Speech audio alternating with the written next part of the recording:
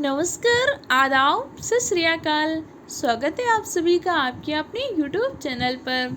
जैसे कि आप सभी को पता है कि रेलवे में एनटीपीसी की वैकेंसी आ चुकी हैं। इसके साथ साथ आपको ग्रेजुएट लेवल की और 12th लेवल दोनों लेवल से वैकेंसी आई है। देखो, बहुत अच्छा मौका है। बहुत लंबे टाइम से इंतज़ार कर रही थी कि रेलवे में वैकेंसी। अब देखो वैकेंसी कितनी आई ये मत देखिए, आपको ये देखने कि हमें एक वैकेंसी लेनी, उसके लिए मेहनत करनी है।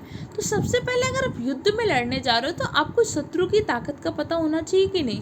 अगर आप किसी एग्जाम की तैयारी करने जा रहे हो, अगर आपको सिलेबस नहीं पता है, अगर आपको पता नहीं किस पैटर्न पे क्वेश्चन पूछता है, तो क्या आप बेटर तरीके से तैयारी कर सकते हो? नहीं। ये जो टाइम है ना, अब हार्ड वर्क नहीं करना, हार्ड वर्क की जगह स्मार्ट वर्क करना है कि कैसे कम तरीके से बहुत बेटर नंबर स्कोर कर सकें। आप किसी भी एग्ज़ाम की देख लीजिएगा, कट ऑफ बहुत हाई जाती है। अब आप ये रोना नहीं रो सकते कि भाई कट ऑफ बहुत ज़्यादा जा रही, कट ऑफ बहुत ज़्यादा। आपको अपने आप को उस कट ऑफ की कैटेगरी में लाना ही होगा। तो सबसे पहले एनटीपीसी का CVT 1 का सिलेबस देखते हैं। तो अभी जो आपके लिए सबसे इम्पोर्टेंट है CVT 1। जब आपका CVT 1 निकल जाएगा तब आपको CVT 2 देने को मिलेगा। CVT क्या होता है? CVT का मतलब होता है कंप्यूटर बेस्ड टेस्ट, अर्थात ये जो पेपर होगा ये पेपर आपका कंप्यूटर में होगा, पेन पेपर मोड से ना होकर ये पेपर आपके कंप्यूटर में होगा। पहली बात तो ये पता होना चाहिए।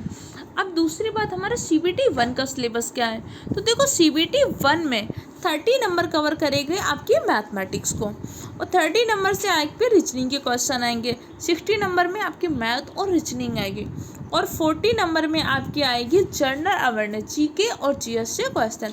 आपकी साइंस भी इसी में आएगी, GK GS भी इसी में आएगी, हिस्ट्री, पॉलिटी, करंट अफेयर, जो कुछ भी है सब इसी के अंतर्गत आएगा। अब देखो, अगर आपको सिलेक्शन लेना है तो एक बात समझनी होगी, आपको 100 क्वेश्चन कितने टाइम में करने हैं? 100 क्वेश्चन को करना है आपको 90 मिनट्स में। क्या नेगेटिव मार्किंग भी है? हाँ जी, आपको 1/3 की नेगेटिव मार्किंग भी देखने को मिलेगी। अब अगर आपको सिलेक्शन लेना है तो आप ऐसा नहीं कर सकते कि मैथ पे बहुत फोकस कर लें या रीजनिंग पर बहुत फोकस कर लें या आप GK GS को छोड़ दें, क्योंकि दोनों का बहुत अच्छा रोल है। आपको मैथ रीजनिंग भी पढ़नी पड़ेगी तो GK GS भी पढ़नी पड़ेगी। वो टाइम पहले के चले गए कि आप GK GS में कम मेहनत कर लेते थे, मैथ रीजनिंग को सॉल्व कर लेते। अब आपको क्या, एक एक नंबर से लोग कट ऑफ से बाहर हो रहे हैं, 0.25 से सिलेक्शन रुक रहा है। जब पॉइंटों में सिलेक्शन रुक रहा है तो आपको मेहनत भी ऐसी ही करनी पड़ेगी। देखो, मैथ रीजनिंग की तो अच्छे से मेहनत करनी पड़ेगी। एनटीपीसी का लेवल ठीक ठाक रहता है, ऐसा नहीं रहता कि बहुत इजी रहते हैं। आपकी रीजनिंग के क्वेश्चन भी काफ़ी अच्छे और लेंथी रहते हैं। अगर किसी को लग रहा हो कि मेरी रीजनिंग बहुत अच्छी तैयार है तो मैं रीजनिंग ना पढ़ूँ, तो नहीं, आपको रीजनिंग पढ़नी पड़ेगी। मैथ के भी अच्छे खासा लेवल रहता है। और सबसे बड़ी चीज़ क्या होती है, रेलवे हर टॉपिक को कवर करता है। रेलवे क्या करता है, जैसे 30 क्वेश्चन है तो 30 क्वेश्चन अलग अलग टॉपिक से पूछता है। रेलवे ऐसा नहीं करता कि 10-12 टॉपिक होते हैं, 19 क्वेश्चन पूछते। रेलवे की यही खासियत है या यही बुराई कह सकते हैं, वो सारे टॉपिक को कवर करता है। यही चीज़ रीजनिंग में होगी। तो आपको अच्छे तरीके से प्रॉपर मेहनत करनी होगी। आप बैच लेना चाहते हैं बैच लीजिए, फ्री में पढ़ना चाहते हैं फ्री में पढ़िए। बस एक बात समझिएगा कि आपको मेहनत करनी पड़ेगी, आपको स्मार्ट वर्क करना पड़ेगा। अगर आप सोच रहे हो कि सिर्फ सोचने से सिलेक्शन होगा तो नहीं होगा, आपको इसके लिए मेहनत करनी पड़ेगी। अब GK GS की अगर आपकी प्रॉब्लम है तो देखो, GK GS के लिए हमें एक सीरीज चल रही है। अगर आप सब ने इससे पहले कभी रेलवे की तैयारी करी होगी तो आपको पता होगा रेलवे के लिए स्पीडी की बुक भी बहुत अच्छी होती है।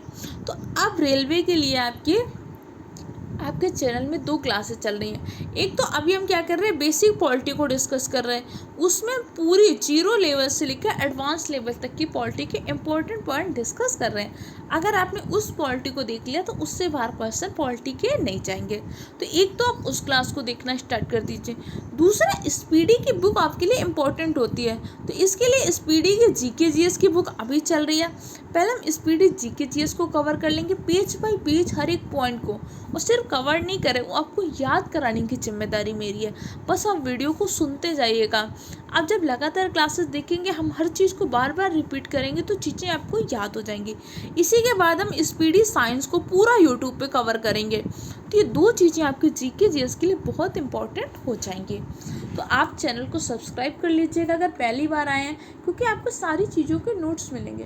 तो यूट्यूब में चलेंगी तो बहुत सारी क्लास हैं, लेकिन आपको वो चीज़ें पढ़नी जहाँ से प्रीवियस ईयर में क्वेश्चन आए, जिन टॉपिक से, जिस पैटर्न पे क्वेश्चन पूछे जाते हैं। इसके साथ से रेलवे ने अभी तक का जो भी एग्जाम कराया, चाहे जेईई का एग्जाम कराया हो, चाहे ग्रुप डी का कराया हो, चाहे एनटीपीसी का कराया हो, या जो भी एग्जाम, चाहे लोको पायलट का कराया हो, उन सारे क्वेश्चन को आपको ज़रूर सॉल्व करना है। क्योंकि रेलवे कई बार अपने प्रीवियस ईयर क्वेश्चन को पैटर्न को ही फॉलो करता है। तो उन सब चीज़ों को अच्छे से करिए, मेहनत करने के लिए तैयार हो जाइए। जीके जीएस का पूरा सफाया हम यूट्यूब में फ्री ऑफ कॉस्ट करेंगे। बस आप ये सोच लो कि आप मेहनत करने के लिए तैयार हो कि नहीं। अगर आप गुणवत्ता और मेहनत से समझौता नहीं करोगे तो आपका हमारे चैनल में स्वागत है। अच्छे से मेहनत करिएगा। इसके अलावा किसी सब्जेक्ट में कोई दिक्कत हो तो कमेंट सेक्शन द्वारा पूछ सकते हैं। मेहनत करने के लिए तैयार रहिए।